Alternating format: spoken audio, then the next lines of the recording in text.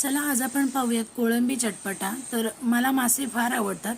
आमच्या घरी आमचे कारभारी आणि माझा मुलगा समर्थ मासे खात नाहीत, त्यामुळे मी एकटीच खाते। तर मस्त इथे मी कोळंबी घेतलेली आहे, स्वच्छ धुवून घेतलेली आहे, साफ केलेली आहे। यामध्ये सगळे मसाले व्यवस्थित मॅरिनेट करून घ्यायचे आणि अर्धा तास ठेवायचं। अर्धा तास व्यवस्थित मॅरिनेट झाले की तेल घ्यायचं, तेलामध्ये सगळे कोळंबी येते व्यवस्थित घालून छान परतून घ्यायची 2 ते 3 मिनिटं।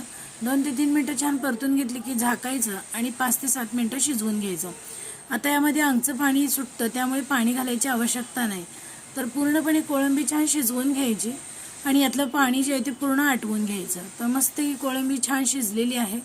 वरून कोथिंबीर घालायची आणि छान परतून घ्यायचं। चपातीसोबत, भातासोबत किंवा स्टार्टर म्हणून खाण्यासाठी मस्त तयार झालेली आहे कोळंबी चटपटा। तुमच्यापैकी कोणाकोणाला मासे आवडतात कमेंटमध्ये नक्की सांगा आणि समर्थ किचनला सबस्क्राईब केलं नसेल तर सबस्क्राईब करा।